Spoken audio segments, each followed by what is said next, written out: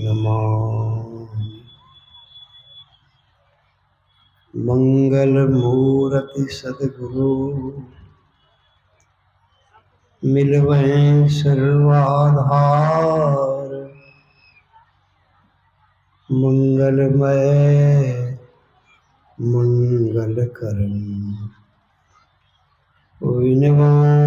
बारंबार।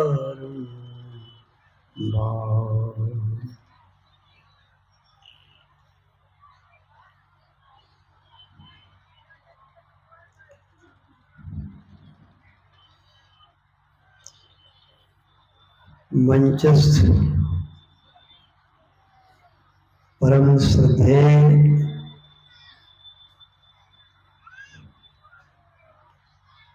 वंदनीय साधु समाज, समवेत समादरणीय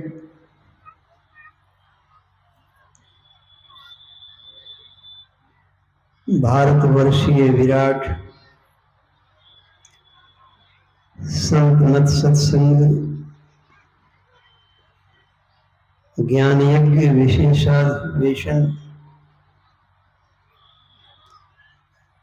के पदाधिकारीगण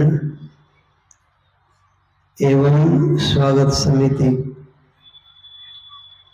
के सभी पुरोधाजन, समादरणीय सत्संग प्रेमी सज्जन वृंद तथा समादरणीय धर्मशीला भक्तिमती माताओं एवं बहनों,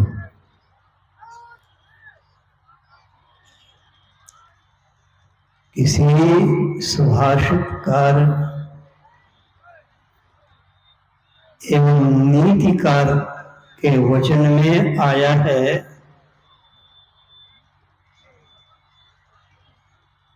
जब आप कभी किसी कोर्ट कचहरी में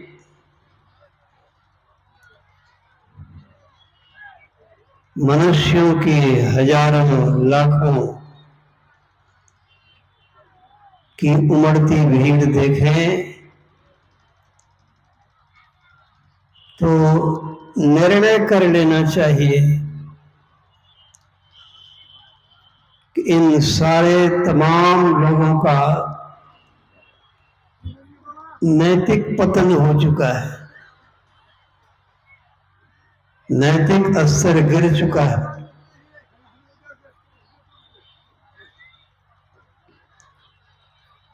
जब कभी आप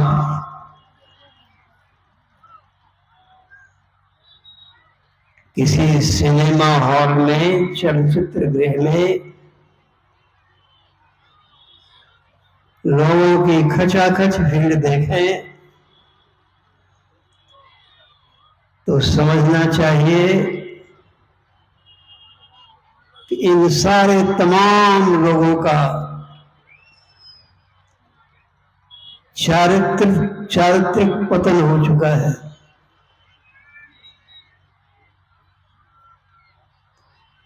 जिसके संबंध में आया है, when your wealth is lost, जब आपका धन चला जाए तो रोने धोने की जरूरत नहीं है।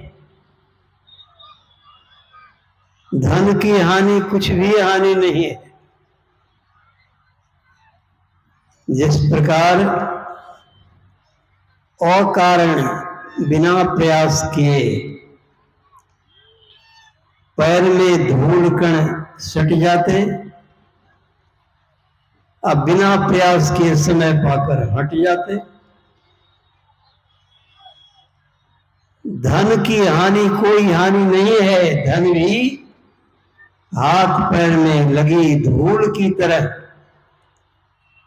न आने में भी देर न जाने में देर।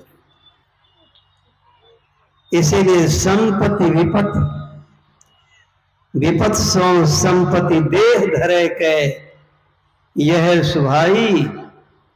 इसलिए ताते से यदुराई, संत सूरदास जी महाराज ने कहा है।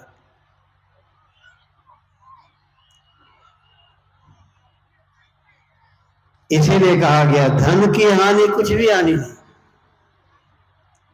और जब कभी आप किसी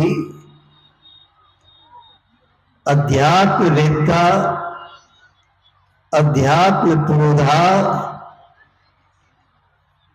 ऋषि, ब्रह्मर्षि, राजर्षि, महर्षि, साधु संत महापुरुषों की संगत में लोगों की खचाखच भीड़ देखें तो उस समय निर्णय कर लेना चाहिए, समझना चाहिए कि इन सारे तमाम लोगों की आध्यात्मिक उन्नति हो रही है। यह जो सत्संग सभा की आज उमड़ती भागीरथी गंगा, ज्ञान गंगा के रूप में प्रवाहित इस बलुआ की धरती पर हो रही है, यह उद्बोधित करता है, यह परिचय कराता है कि हम सबों की आध्यात्मिक उन्नति हो रही है।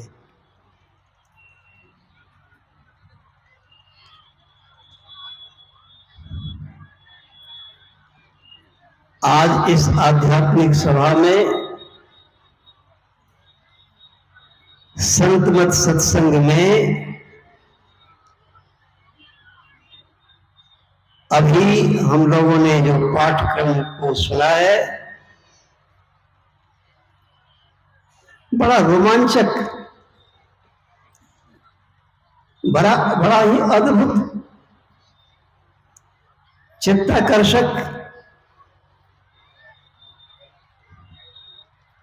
भ्रम भंजक, भ्रम उद्बोधक भी मैं कहूंगा प्रसंग का भी पाठ हुआ है। इतनी सारी विशेषताओं के साथ आज के विषय को संबोधित करने का कारण यह है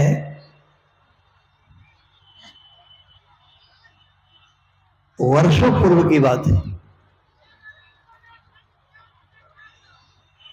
लगभग 40 वर्ष के करीब की बात है। एक बार परमाराध्य जी ने अपने गुरुनिवास महर्षि में ही आश्रम को पाघाट में विराजमान होकर जिस पद को सुशोभित करते हैं, हमारे डॉक्टर श्रद्धेय स्वामी संत शिरोमणि के रूप में गुरुप्रसाद बाबा इनसे पहले दूसरे संपादक हुए थे। ये तीसरे कड़ी में आए अधिकलाल दास जी, पीछे उनका नाम पड़ गया स्वामी अच्युतानंद जी महाराज। तो परमाराज जी उनको कहते हैं बुलाकर की संपादक जी, शांति संदेश में छाप दीजिए कि संत कबीर का एक पद्य यदि किसी पुराने सत्संगी के पास हो तो वो यहाँ आश्रम में पहुंचा दे, और आश्रम में पहुंचने पर आप उसको शांति संदेश पत्रिका में प्रकाशित करेंगे।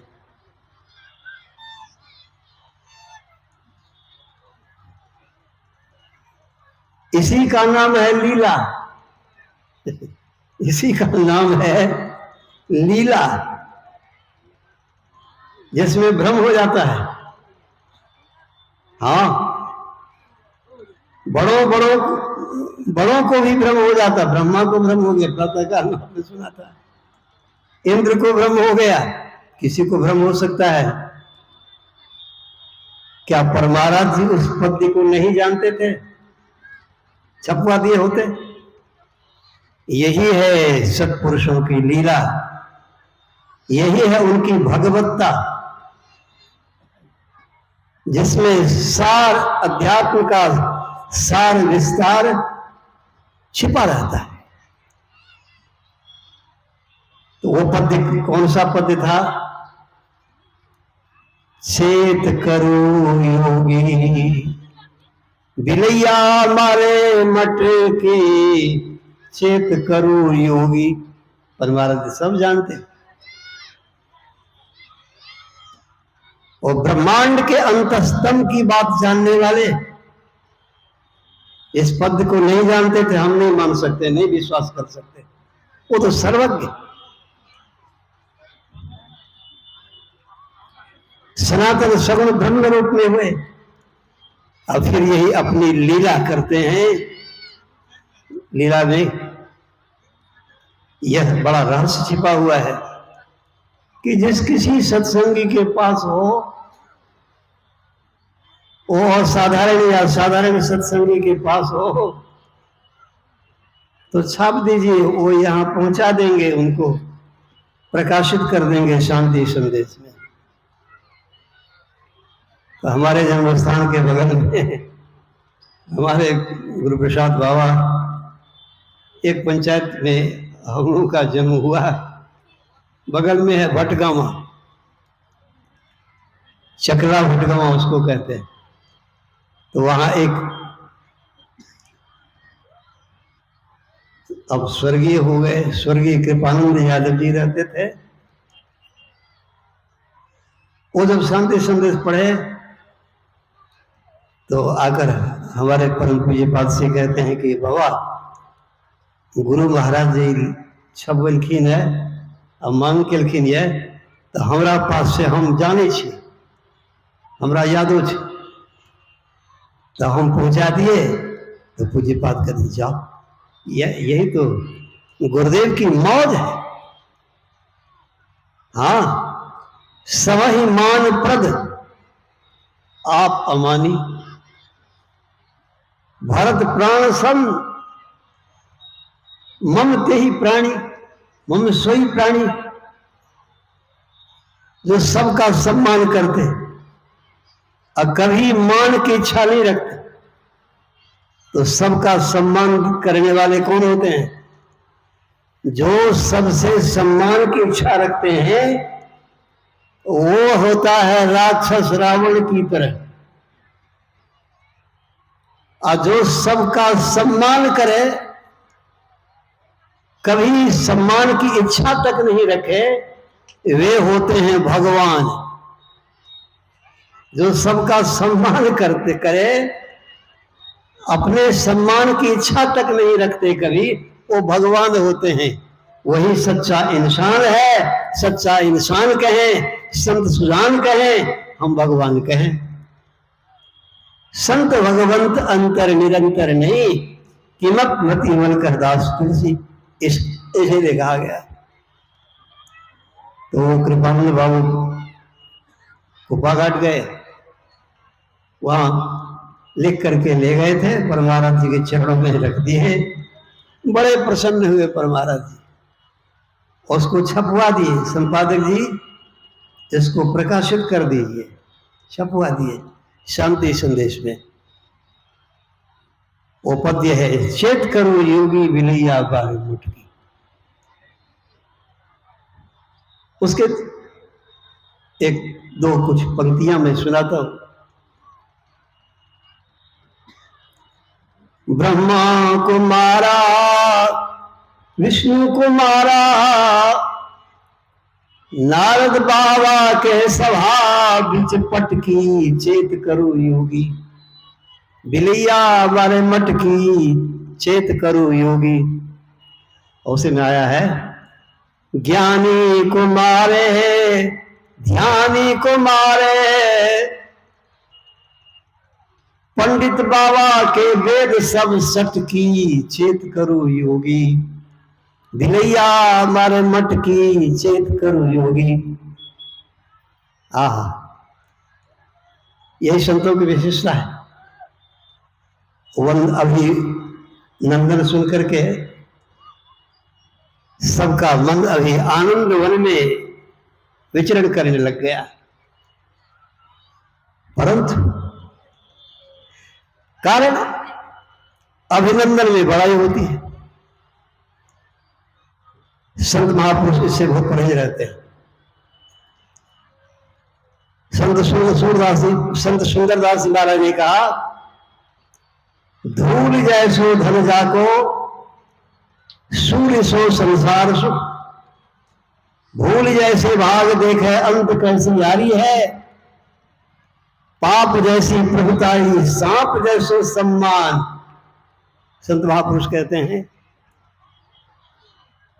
हमें गुरु महाराज सिखाए, जहां बहुत सम्मान होने लगे, बहुत गुणगान होने लगे, प्रशंसा होने लगे, तो वहां सिर नीचे कर लेना चाहिए, वहां सावधान होना चाहिए कि कोबरा सांप आ गया डसने के लिए। कोबरा सांप अवसर सांप का नाम है, वो सांप आ गया काटने के लिए। सांप जैसो सम्मान, बड़ाई कैसी होती है? बड़ाई क्या है? पहाड़ी बिच्छू में बड़ा विष होता है, उसके डंक से कितने बन भी जाते हैं। बड़ाई बिच्छू जैसी नागिनी सी नारी है। आप मां बहने नहीं सोचेंगे कि बाबा हम लोगों का अपमान कर रहे हैं। आप लोग जो सत्संग में हैं, सत्संग में जीवन को बना लिए हैं, आप सबको तो मैं साक्षात जगदम्बा माता के रूप में प्रणाम करता हूं। जो इस सत्संग ध्यान ज्ञान से बिल्कुल दूर है, सत्संग ध्यान से प्रेम नहीं है, उनके लिए कहा गया नागिनी सी नारी है। आप सब तो जगदम्बा माता मेरी है। मंदिर में नकली माता जी कहे हैं, लेकिन आप लोग साक्षात माता जी हैं। आपने ही राम को पैदा किया, आपने ही भगवान कृष्ण को पैदा किया, आपने भगवान बुद्ध को पैदा किया, आपने शंकराचार्य को पैदा किया, आपने महर्षि नेही को पैदा किया, आपने हमें भी पैदा किया है, सबको पैदा किया है। आपका अपमान करने की किसमें हिम्मत हो सकती है? तो भाई नागिनी सी नारी है। इसलिए अग्नि जैसो इंद्रलोक, विघ्न जैसो विधिलोक, कीर्ति कलंक जैसी सिद्धि सी ठगारी है। वासना न कोई जाकी, ऐसी मति सदा जाकी वाकी, और सुंदर कहता है वंदना हमारी है। ऐसे की वंदना होती है, ऐसे की वंदना हम क्यों नहीं करें? भगवान विष्णु करते हैं, भगवान शंकर करते हैं। हाँ, भगवान शंकर जी अगस्त मुनि के आश्रम में पहुंचते हैं तो अगस्त मुनि के चरणों की पूजा करते हैं। आहा, अगस्त जी महाराज कैसे संत हैं, जिनके चरणों की पूजा भगवान शंकर जी करते हैं, और अगस्त मुनि भी भगवान शंकर की पूजा करते हैं। श्री सद्गुरु महाराज की जय। अभी यदि हम लोगों में से कोई सोचते हैं कि हम व्यास पीठासीन हैं, व्यास हैं, हमारा दर्जा तो ऊपर है और आप सब नीचे में बैठे हुए, तो आप लोगों का दर्जा नीचे है, कम है, तो भाई ये उचित बात नहीं है। श्रोता वक्ता कैसा होना चाहिए? तो श्रोता तो शंकर भगवान की तरह होना चाहिए। और वक्ता को कैसा होना चाहिए? महर्षि अगस्त मुनि जी की महाराज की तरह। अरे श्रोता तो भगवान शंकर तो श्रोता बनकर गए हैं, अगस्त मुनि की पूजा करते ही हैं। अगस्त मुनि व्यास जी बन करके हैं, व्याख्या करने के लिए हैं, सत्संग प्रवचन सुनाने जा रहे हैं, तो वे भी श्रोता के चरणों की पूजा करते हैं। क्या हम भी जिस दिन इस दशा को प्राप्त कर लेंगे तो असली वक्ता बन जाएंगे?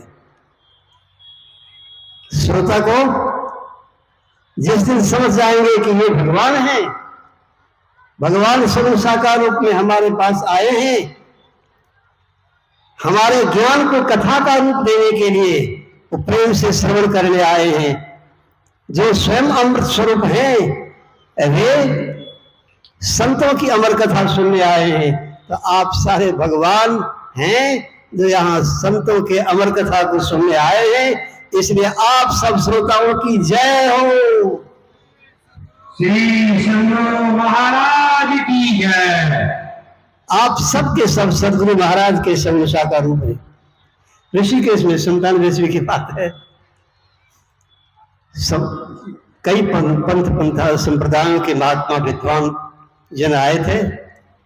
एक जगदीशानंद जी थे, उनको जब समय मिला तो उन्होंने कहा कि हमारे ऋषिकेश की धरती पर यह जो अखिल भारतीय महाधिवेशन हो रहा है, हम सब लोग धन्य हैं। इसमें कुछ लोग अपने को विशेष समझते होंगे, जिन्होंने सदगुरु महर्षि में ही परमहंस जी महाराज के दर्शन किए होंगे, वे धन्य मानते होंगे।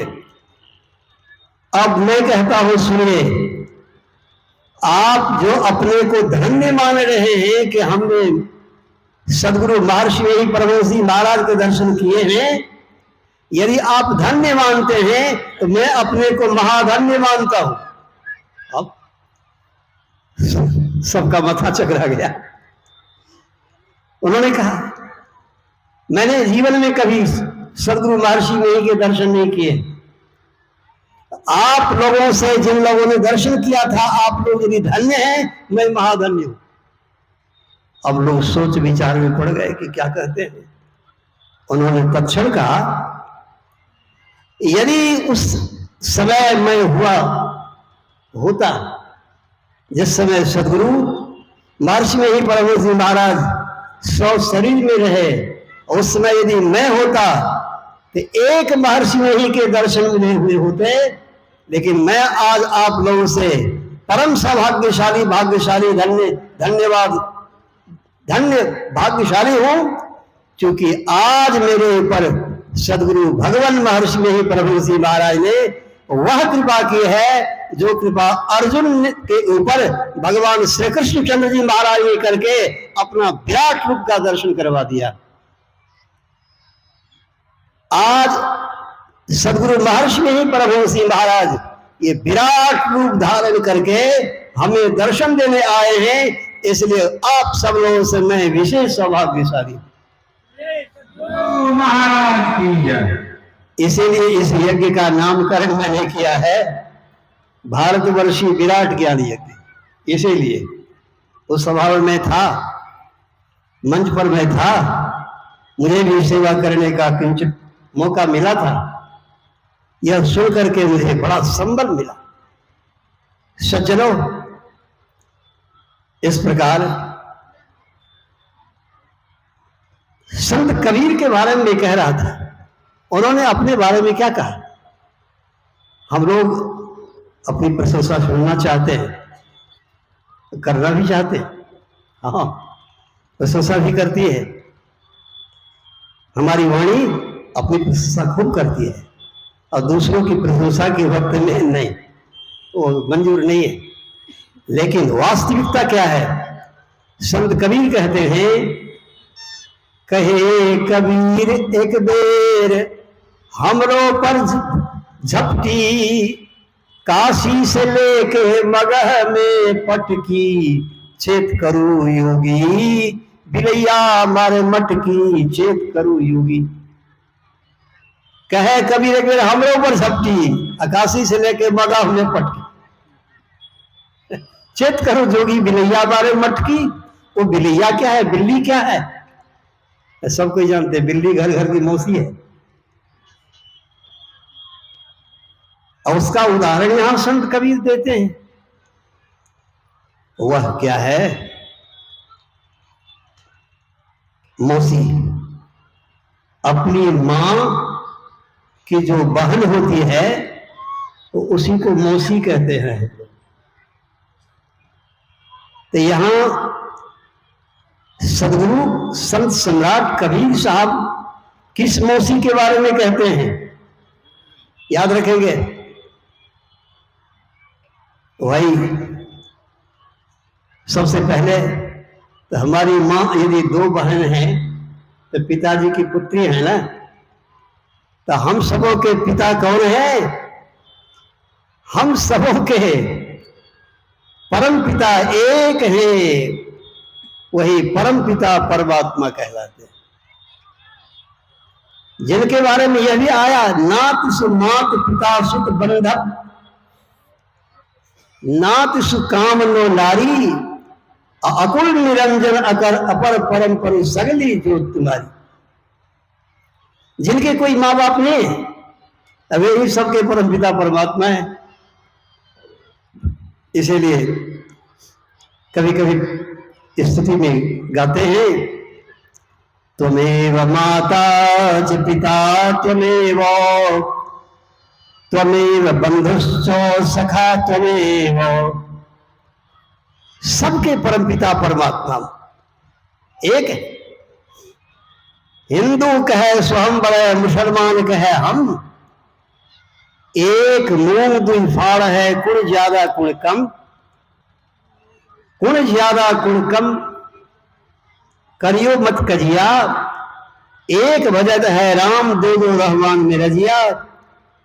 कहे दीन दरवेश दो सरता में सिंधु, और सबका मालिक एक है, क्या मुस्लिम क्या हिंदू। तो सबके परम पिता वो है। अब मौसी कौन होती है? पिता की जो पुत्रियां हैं उनमें एक हमारी मां है, और उनकी जो बहनें हैं वो मौसी है। तो परम पिता की पुत्री कौन? दो पुत्रियां हैं, एक है परा प्रकृति, दूसरी है अपरा प्रकृति। हाँ, अपरेमित संज्ञान प्रकृति विद्य में प्रणाम, जी भूतांग महाभावो यो इदं धारति जगत। परा प्रकृति माने श्रेष्ठ प्रकृति, यही श्रेष्ठ प्रकृति हमारी मां है। भगवान मर्यादा पुरुषोत्तम श्री रामचंद्र जी महाराज कहते हैं, एक रचई जग गुणवश जाके, अब प्रभु प्रेरित नहीं निज बल ताके। पहले तो माया के बारे में कहते हैं, मैं अर मोर तोड़ते माया जही बस की नहीं जीवी निकाया, गो गोचर जह लगे मन जाई सु सब माया जानू भाई, अते ही कर भेद सुना तुम सो, विद्या अपर अविद्या दो। उसमें एक रचई जब गुणवश जाके, अब प्रभु प्रेरित नहीं निज बलता के। विद्या माया कौन है? परमात्मा की पुत्री विद्या माया भी है, अविद्या माया भी है।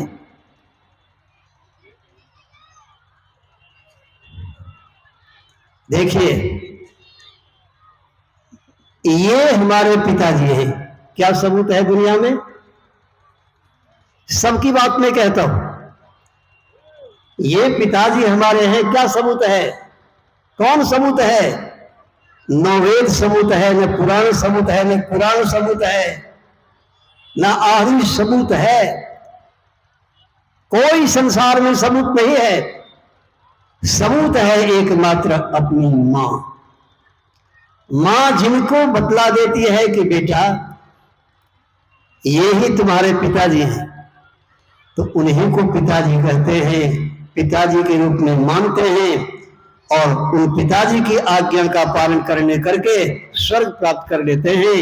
अनुचित उचित विचार तजी जे पाले पित बैन ते भाजन सुख श्रेष्ठ के बसही अमरपुर ऐन। मां जिनको बता देती है वो पिता है। एक बात सुन लीजिए, अब कोई बहुत पढ़ा लिखा आदमी है, अब बहुत बड़ा पद पर बैठा हुआ है, अब बहुत पैसा भी अर्जन कर लिया है, और जब मां कहती है कि ये तुम्हारे पिताजी हैं प्रणाम करो, तो वो कहता है कि हम तुम्हारी तरह मूर्ख नहीं ना हैं, हम इतने पढ़े लिखे हैं, अपने देश से विदेश तक की सारी ऊंची विद्याएं हमने प्राप्त कर ली है, तो तेरी बात मैं नहीं मान सकता, मैं नहीं इनको पिता मान सकता। तब कैसे मानोगे? तो हम मुखिया जी को बुलाते हैं, सरपंच को बुलाते हैं, वार्ड मेंबर को बुलाते हैं, समिति को बुलाते हैं, पंच को बुलाते हैं, एमएलए साहब को बुलाएंगे, एमपी साहब को बुलाएंगे, प्रधानमंत्री से हमारा डायरेक्ट लगा हुआ है, उनको भी हम बुलाएंगे और सबको पूछेंगे कि क्या ये हमारे पिताजी हैं। यदि एक भी कोई कह दिया नहीं ये तुम्हारे पिताजी नहीं है, तो हम नहीं मानेंगे। तो मुंह मारे ऐसे पढ़े लिखे, ऐसे विद्वान को, ऐसे धनवान को, ऐसे पद प्रतिष्ठावान को मुंह मारे, उसकी बात भी करनी पाप है। जो मां की बात नहीं मानकर पिता को पिता नहीं समझता, अनादर करता, वो साक्षात नरक में बने। उनका सब पूजन अर्चन बंदन व्यर्थ है, क्योंकि वेद भगवान कहते हैं ओम मातृ देव भव, ओम पितृ देव भव, ओम आचार्य देव भव। माता पिता आचार्य प्रत्यक्ष गुरुदेव हैं, भगवान हैं। यदि इन भगवान को की पूजा करते तो मंदिर में भगवान की पूजा भी ठीक है, यदि इन भगवान की पूजा नहीं करते सब पूजा व्यर्थ। सज्जनों, मां जिनको बतला देती है ये पिताजी हैं, तात्पर्य पिता की पहचान कराने में समर्थ एकमात्र मां होती है। विद्या माया वही है, हमारी मां है, जगन माता है, जगन वही जगदम्बा है, अर्थात वही परा प्रकृति स्वरूपा है। उद्भव स्थिति संहार कारणिम क्लेशहारिणीम सर्वश्रेष्ठ करीम सीता न तो हम राम बल्लभाम। उसी को सीता कहते हैं, लक्ष्मी कहते हैं, दुर्गा कहते हैं, पार्वती कहते हैं, काली कहते हैं, जो कहना हो सब कहते हैं। परा प्रकृति स्वरूप अपनी मां है। अच्छा, मौसी अब कौन है? मौसी को ही जानिए। कभी कभी लोग कहते हैं कि मरे न जिए अब मौसी। मां यदि मर गई है अब मौसी जीवित है तो कोई बात नहीं। वो मौसी कौन है जिसकी भी आवश्यकता सुने अभी आप, उनका भी अनादर नहीं करना चाहिए। वो मौसी कौन है? वही मौसी है अविद्या माया। अविद्या माया अर्थात मिट्टी, जल, अग्नि, हवा, आकाश, मन, बुद्धि, अहंकार। इसी को असुधा प्रकृति कहते हैं, जड़ प्रकृति कहते हैं। यही है अविद्या माया। इसी के बस में जा बस जीव पड़ा भवकूपा। इसके वश में जो पड़ा वो भवकूप में पड़ जाता है। और संत कबीर साहब जी महाराज को पता था, वो जानते थे कि घोड़ा पर जिस दिन हम चढ़ेंगे तो घोड़ा हमको पटक देगा, हम मर जाएंगे। वो जानते थे, तो घोड़े पर कभी चढ़ते नहीं थे। वो घोड़े से बैर नहीं करते थे। गुरुदेव की असीम कृपा से पैदल, बैलगाड़ी से, रिक्शा से, ठेला से, घोड़े से, हाथी की सवारी करके भी संत मत प्रचार में जाने का सौभाग्य मिला। प्लेन से भी जाने का, प्रचार प्रसार में जाने का सौभाग्य मिला। संत कबीर जानते थे कि घोड़ा पर मैं चढ़ूंगा पटक देगा, मैं मर जाऊंगा। वो नहीं चढ़ते थे। लेकिन कहे कभी मेरे हमलों पर झपटी। हाँ, मौसी का अपमान मत कीजिए। मौसी मतलब अविद्या माया। अविद्या माया का भी अपमान नहीं करना है, लेकिन उसका सम्मान तो करें और उसमें राग से सावधान रहें। उसमें राग होगा तो सदगुरु में कभी अनुराग नहीं होगा, और सदगुरु में अनुराग नहीं होगा तो दुर्भाग्य हो जाएगा, दुर्भाग्य हो जाएगा। भगवान कृष्ण इसलिए कहते हैं, यंग बड़ा सुंदर कहते हैं, दैवी हेषा गुणवई मम माया दुरुत्या माने विजय प्रपद्यन्ते माया वेतांतरन्ते। उनका भी सम्मान करना चाहिए। ये बाहर में जितने देवी देवताओं की पूजाएं पर्व त्योहार करते हैं, ये प्रकृति की पूजा है। प्रकृति अनुकूल रहे हमारे ऊपर, जो हमारा सब काम धाम कारोबार रोजगार ठीक ठाक रहे, आन समान धिया पुता सब ठीक ठाक रहे, इसलिए प्रकृति की पूजा होती है। इससे गति मुक्ति की कोई बात नहीं होती, क्योंकि उसका अपमान नहीं करना है। हाँ, अपमान करने वालों का खैर नहीं हुआ। एक बार युधिष्ठिर जी महाराज द्रौपदी का पैर चाप रहे थे, अंग चप्पी कर रहे थे, तो देख लिया भीम ने। तो एकांत में उन्होंने कहा, भैया ये क्या कर रहे थे आज? द्रौपदी की अंग चप्पी चरण चाप रहे थे आप? हाँ। तो क्या हुआ? तो सुनिए, द्रौपदी पांचों भाई की धर्मपत्नी है और उनका चरण आप चाप रहे थे, इसका मतलब है कि आप द्रौपदी का मन बढ़ाव कर रहे हैं, द्रौपदी के मन को बढ़ा रहे हैं। और जिस दिन हमको वो कहेगी कि जब तुम्हारा बड़ा भाई हमारा चरण चाप रहा था, चरण चापता है, तो तुम किस खेत की मूली हो, तुमको भी चरण चापना पड़ेगा। तो भीम जी बोले कि भैया, जिस दिन यह बात द्रौपदी हमको कहेगी, उस दिन महा अनर्थ हो जाएगा। वो क्या होगा हम कह नहीं सकेंगे आपको, हमारे पास वो शब्द नहीं निकल रहा है, हमारे मुख से वो शब्द नहीं निकल रहा है। क्या होगा? पीछे दोष नहीं देंगे हमें। तो युधिष्ठिर जी महाराज ने समझा कर कहा कि भीम, द्रौपदी है माया, इसलिए वो दैवी, वो भी ईश्वरकृत है, अपमान नहीं करना चाहिए। लेकिन भीम के दिल दिमाग में यह बात बैठी नहीं। एक दिन उसने भगवान कृष्ण से कहा कि सुनिए, हम ऐसी ऐसी बात सुने हैं भैया से, इतनी बड़ी प्रबलता है माया की, तो हमको अपनी माया आप दिखा दीजिए। भगवान कृष्ण ने कहा, और जो कुछ देखने की इच्छा हो देखो, लेकिन माया की इच्छा पर प्रकट मत कर। मेरी माया दुरत्या है, कोई उसमें स्थिर नहीं रह सके आज तक में, इसलिए ऐसी इच्छा तुम मत कर। उस समय भीम हाथ छान लिया तो भगवान कृष्ण कहते हैं, एक काम कर, अच्छा कोई बात नहीं, समय आने दो तब दिखा देंगे। वर्षों बीत गए, भीम की इच्छा हुई कि आज वन वास हम करेंगे, वन में निवास करेंगे। रात में वहां जाकर रहते हैं। संध्या काल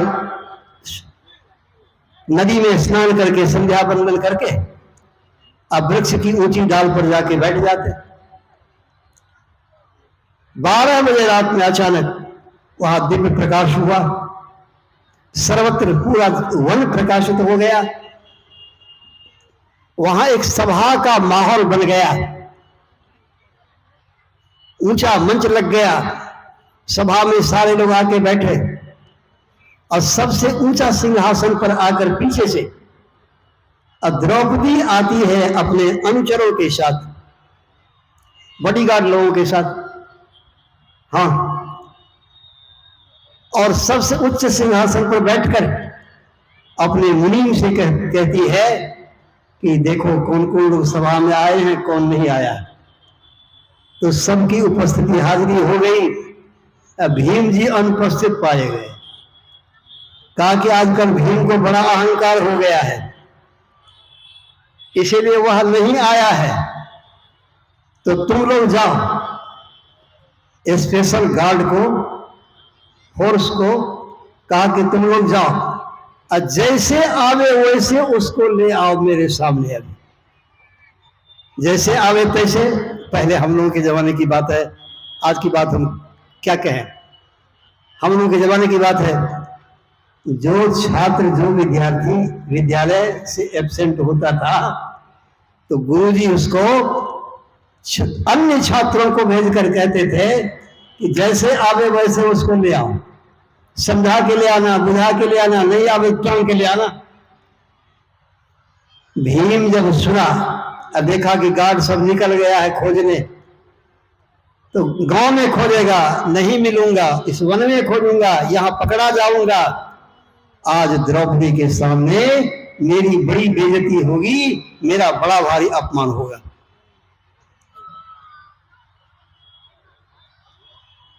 सोचा भीम ने, अच्छा होगा, अभी कुछ नहीं बिगड़ा है, अभी थोड़ा ही बिगड़ा है।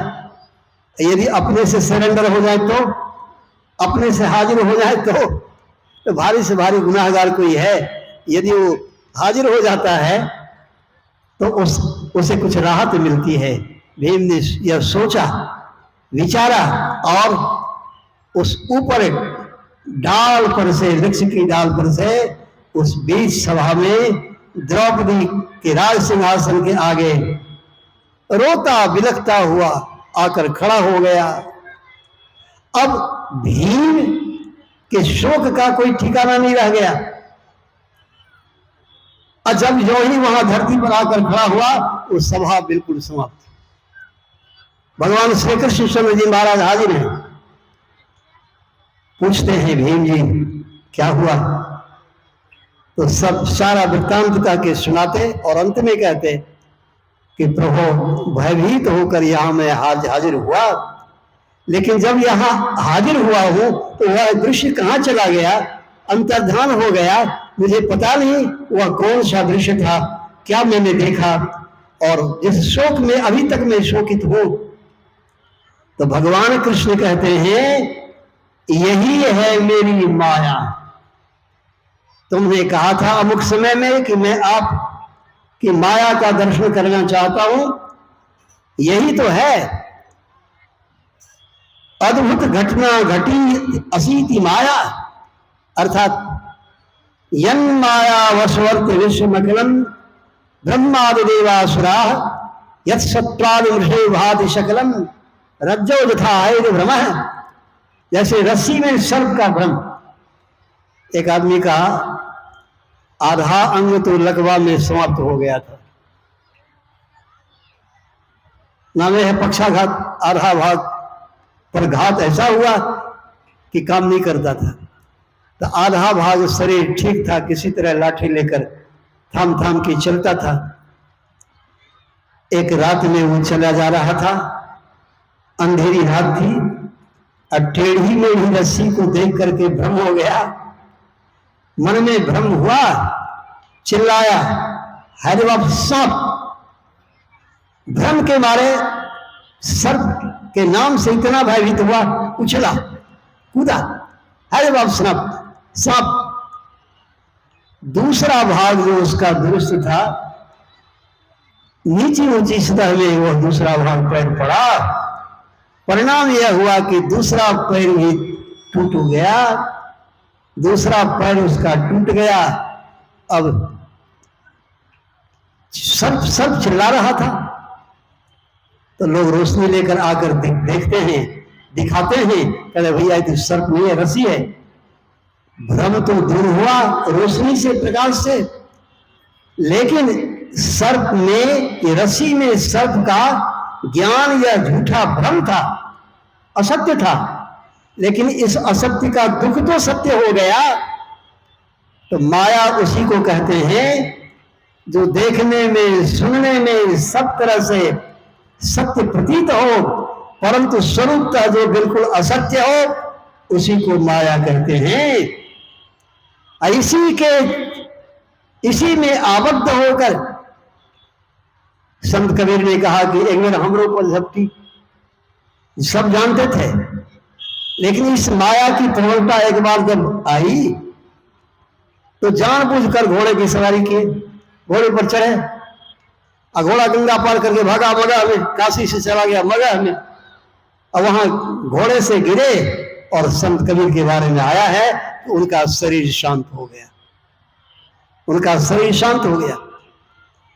इसीलिए परमारा जी कहते हैं माया बद्ध जीव आवागमन के चक्र में पड़ा रहता है। आज इसी माया की प्रबलता के संबंध में विषय पाठ हुआ। देखिए कितने लोग कहते हैं कि बाबा बड़ी दुर्गति हो रही है हमारी माया में, हम लोग माया मंडल में पड़े हुए हैं। आप लोग तो बड़ी ऊंची ऊंची बातें कहते हैं, लेकिन करें अब क्या, करें क्या? जनक जी ने भी कहा अष्टावक्र मुनि से कि माया छोड़े तब तो हम ध्यान भजन में मन को लगावें। तो अष्टावक्र मुनि ने उस समय खंभे को पकड़ा, अचानक धड़फड़ा कर उठे, खड़े होकर खंभे को पकड़ते हैं और जोर से चिल्लाते हैं, जनक दौड़ो, देखो खंभा है, खंभे ने हमें पकड़ रखा है। उस समय जनक जी बोले, गुरु महाराज खंभे को आप पकड़े हैं, खंभा आपको पकड़ा हुआ नहीं है।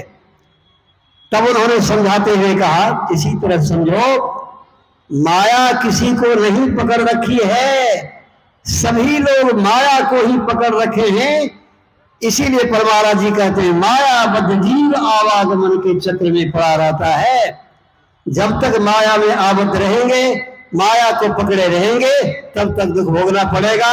अरे हम लोग दुख भोग रहे हैं तो कौन बड़ी बात है। भगवान विष्णु के धाम में रहने वाले गरुड़ जी, अब वे अभी का प्रसंग पाठ हुआ, और वे भी भगवान श्री राम की माया देख करके भ्रमित हो गए, मोहित हो गए। देवता लोग आकाश मार्ग से युद्धावलोकन कर रहे थे, मेघनाद ने नाग फांस में सबों को बांध डाला। तो नारद बाबा ने गरुड़ जी से कहा, जाओ, अरे सेवा का भी फल मिलेगा और तुम्हारा भोजन तो है, तो नाग तुम्हारा भोजन है, तो तुम्हारा काम बन जाएगा, जाओ। गरुड़ जी आए, गरुड़ जी के आने से सभी नाग भाग गए। नाग फांस से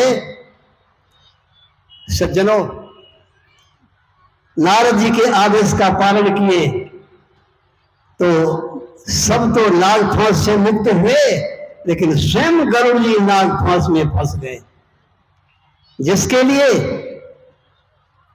भगवान शंकर जी के पास अंतिम में सत्संग करने जाना पड़ा। उनके सत्संग के द्वारा इस मोह से छूट गए। इसीलिए सत्संगत्वे निस्संगत्वम, निस्संगत्वे निर्मोहत्वम, निर्मोहत्वे निश्चलतत्वम, निश्चलतत्वे जीवन मुक्ति। सत्संगत से हो जाता नर ऋषियों से निस्संग, फिर व्यामोह रहित हो जाता, हो सर्वत्र असंग, मोह विगत होते ही होता मन निश्चलता युक्त, निश्चलता आते ही वह हो जाता जीवन मुक्त। तो आज माया और मायापति दोनों के संबंध में पाठ हुआ। तो माया की प्रबलता तो यह, जो वैकुंठ लोक में भी माया नहीं छोड़ती है। अच्छा, माया छोड़ती है कहां?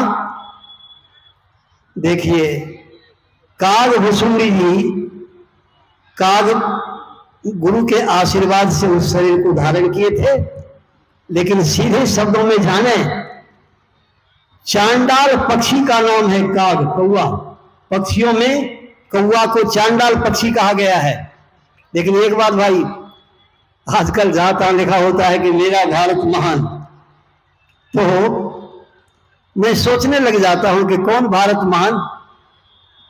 इस सब जगह ट्रक में, ऑफिस में, जहां तहां लिखा हुआ रहता मेरा भारत महान। अरे वह मेरा भारत महान जिस भारत में चांडाल, पक्षी, कौवा तथा गरुड़ जी के बीच में काल वसूली गरुड़ संवाद हो रहा था, सत्संग होता था, वह मेरा भारत महान है।